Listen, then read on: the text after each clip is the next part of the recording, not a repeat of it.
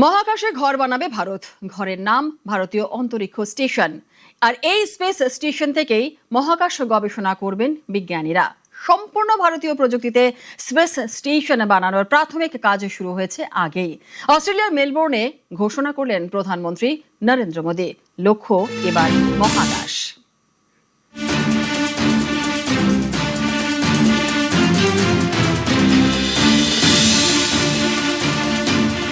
भारत अब स्पेस में अपना गगनयान भेजने की तैयारी कर रहा है।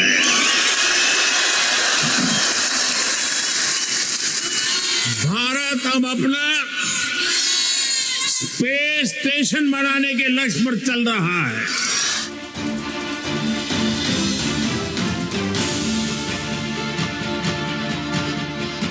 भारतीय अंतरिक्ष स्टेशन 140 কোটি ভারতীয়র স্বপ্ন, গর্ব। মহাকাশে ভারতের নিজের ঘর, গবেষণাগার। সম্পূর্ণ ভারতীয় প্রযুক্তি ব্যবহার করে মহাকাশে ঘর বানানোর লক্ষ্য নিয়েছে ISRO. We are working on a plan to develop Bharati Antariksha Station. There was a question itself. Our space station is named as Bharati Antariksha Station, and we will be starting to launch its first module by 2028 for completion of 5 modules by 2035 to have human habitat. 2019 সাল থেকে এই project নিয়ে কাজ করছে ইসরো। তৎকালীন ISRO chairman জি মাধবন নায়ারের সময় থেকে কাজ শুরু হয়। স্পেস স্টেশন মানে মহাকাশের সার্ভিস স্টেশন। বাসযোগ্য কৃত্রিম উপগ্রহ, মহাকাশের বৈজ্ঞানিক গবেষণাগার ভূপৃষ্ঠ থেকে 400 কিলোমিটার উপরে অবস্থান করবে।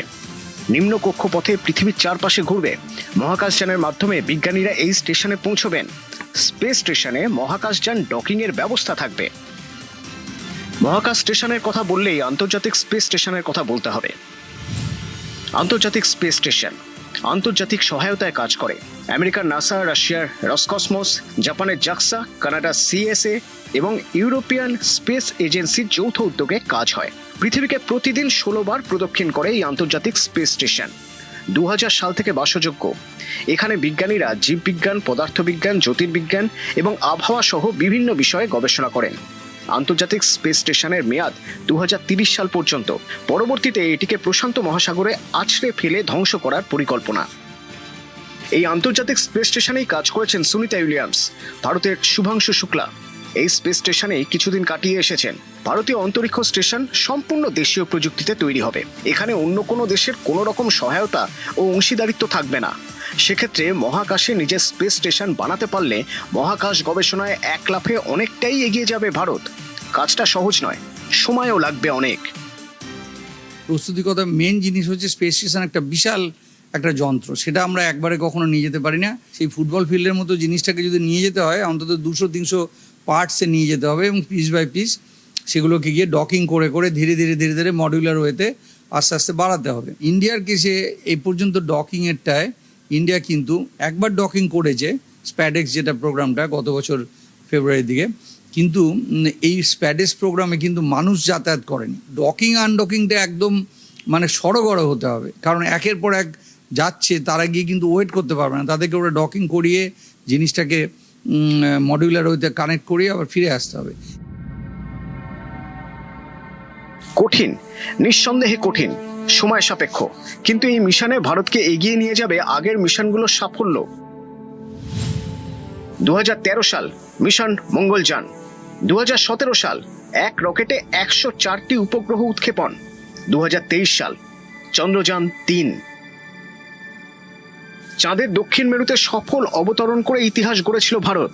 চন্দ্রযান 3-এর সেই সাফল্যে গোটা বিশ্বে প্রশংসিত হয়েছিল দেশের মহাকাশ গবেষণা। তবে সেই সাফল্যেই থেমে থাকতে রাজি নয় ভারত। এবার লক্ষ্য আরও বড়। মহাকাশে মানুষ পাঠানোর জন্য গগনযান অভিযানের প্রস্তুতির পাশাপাশি নিজস্ব মহাকাশ স্টেশন তৈরির দিকে এগোচ্ছে দেশ। মহাকাশে হবে ভারতের নিজের ঘর, ভারতীয় অন্তরিক্ষ স্টেশন। भारत अब स्पेस में अपना गगनयान भेजने की तैयारी कर रहा है।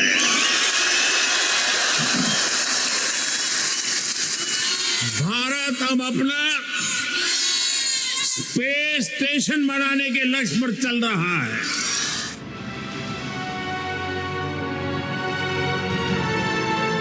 নিউজ 18 বাংলা।